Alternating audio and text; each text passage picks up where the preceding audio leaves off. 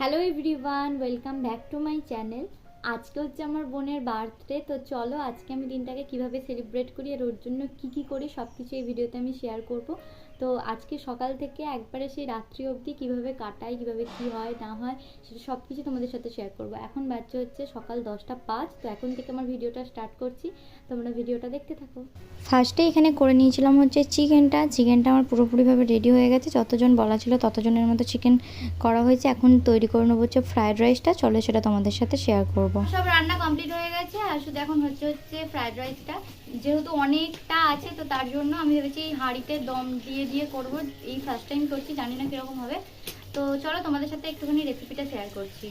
প্রথমে হাঁড়িতে যে সবজিগুলো ভেজে রেখেছিলাম, এখানে গাজর আছে, ক্যাপসিকাম আছে আর কাজু আছে, একসাথে সব ভেজে নিয়েছি। ওর একটুখানি তেল বেঁচেছিলো তো তেলটা হাঁড়ির নিচে একদম দিয়ে দিয়েছি।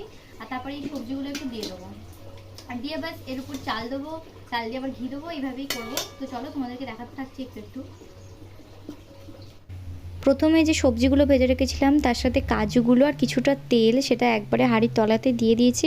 আর তার মধ্যে চালগুলো দিয়ে দিয়েছি। আর চালগুলো আমার একটুখানি গা লেগে মতো গিয়েছিল, যদিও সেটা লাস্টে একদম ঠিকঠাক হয়ে গেছিলো। তো তার উপর আবার দিয়ে দিলাম হচ্ছে চালের উপর দিয়ে দিলাম হচ্ছে একটু বিরিয়ানি মশলা, কারণ আমার কাছে এমনি কোনো রেডিমেড মশলা ছিল না রাইসে দেওয়ার মতো। তার কারণে ওই বিরিয়ানি মশলাটাই দিয়ে, ওটা খেতে খুব একটা খারাপ লাগে না, ভালোই লাগে খেতে।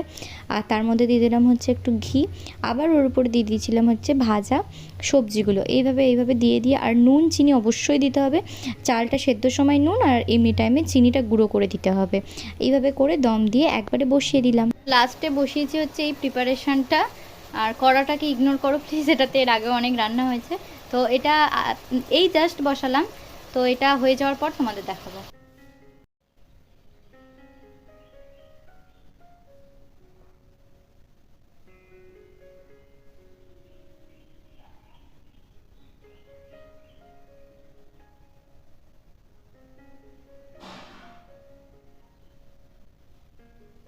কি কি রান্না হয়েছে দেখা? রাইস, দুধ পনির, চিকেন কষা, আমার টক আর চিকেন তান্দুরি। সব অর্ধেক খাওয়া হয়ে গেছে, ভুলে গেছি। ভালো হয়েছে? দারুণ। খাও। সকাল থেকে সারা দিনটা এভাবেই কেটে গেল। তারপর দুপুরবেলাতে আমরা সবাই একটু বেশ কিছুক্ষণ রেস্ট নিয়ে নিয়েছিলাম। এখন আমরা তৈরি হচ্ছে একটা জায়গায় যাব, আর কোথায় যাব সেটাতেও তোমাদেরকে অবশ্যই নিয়ে যাব। এখন ও রেডি হয়ে গেছে, জাস্ট ড্রেসটা পুরো রেডি হয়েছে আর আমি ওকে চুলটা বেঁধে দিচ্ছি। আর আমাকে যে ভিডিওটা করে দিচ্ছি এতবার হাতটা সামনে নিয়ে চলে এসছে, ওই জন্য হয়তো অসুবিধা হতে পারে। যাই হোক চলো ওর চুলটা বেঁধে দিই আর তারপর আমিও রেডি হয়ে যাই, তারপরে তোমাদের সামনে একবারে আসছি। দেখতেই পাচ্ছ আমিও রেডি হয়ে গেছি। আর এরকম আমি একটা নীল কালারের জাস্ট কুর্তি পরেছি, আর কিছুই করিনি, আর একটু লিপস্টিক দিয়েছি, এইটুকুই করেছি। পুরো রেডি হয়ে গেছি। তো আমি এরকম একটা ড্রেস পরেছি, নর্মাল কুর্তি, আর এরকম একটা ড্রেস পরেছে।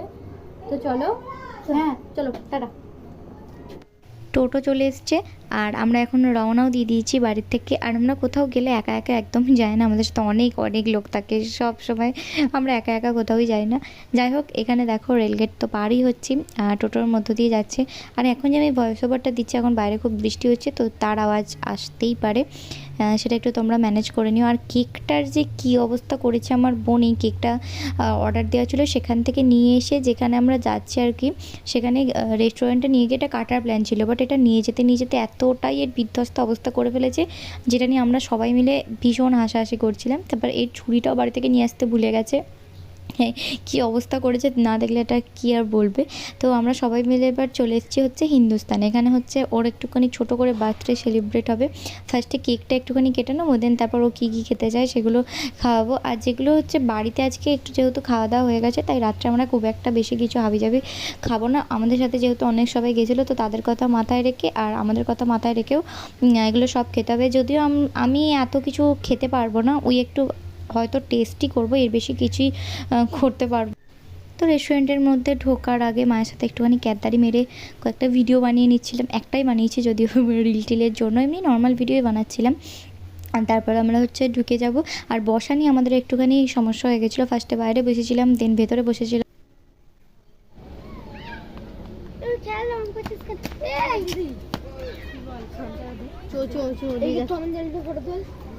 ভালো লাগছে? কত মজা হচ্ছে? অনেক।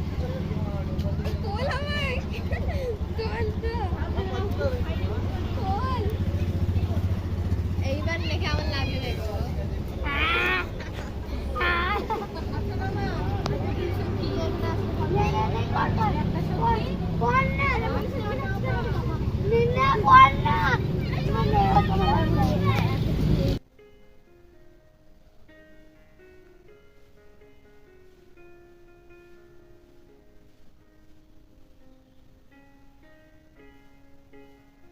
ভেতরে চলে এসেছি আর এখানে কি কি মেনু সিলেক্ট করা হবে সেটাই দেখছিলাম। আর ওরাই এই প্লেটের মধ্যে কেকটাকে সাজিয়ে দিয়েছে আর একটা ওদের কাছ থেকে ছুরি চেয়ে নিয়েছি। আর কেকটার যা বাজে অবস্থা করেছিল না, এটা ভিডিও করতেও আমার না খুব হাসি পাচ্ছিল, কিন্তু যাই হোক একটু মজার জন্য তো করতেই হবে এগুলো। তো কেকটা এখানে কাটা হয়ে গেছে। আর কি কি খাবার অর্ডার দেবো সেগুলোও ততক্ষণে আমি ডিসিশান নিয়েই ফেলেছি যে কী কী অর্ডার দেবো। তো এখানে ওদের সব কেক খাওয়ার পর্বটা মিটে যাক, তারপর তোমাদেরকে দেখাবো যে কী কী খাবার নিয়েছি। আমার বোনের একটা ইচ্ছা ছিল, সেটা হচ্ছে ওর তান্দুরি বাটার রুটি খাবে, তো সেটা ওর কথা মতো একটা অর্ডার দিয়েছি। আর আমরা নিয়েছিলাম হচ্ছে ক্রিস্পি বেবি কর্ন, সেটা খাওয়া হয়ে গেছে। তার সাথে নিয়েছিলাম হচ্ছে রুটি আর চিকেন তড়কা আর ওই তান্দুরি বাটার রুটি, এইগুলোই ছিল হচ্ছে আমাদের রাত্রের খাবার। তো আজকে ওর জন্মদিনটা এভাবেই সেলিব্রেট করলাম। আর ভিডিওটা এতটা পর্যন্তই থাকলো, কেমন লাগলো অবশ্যই জানিও।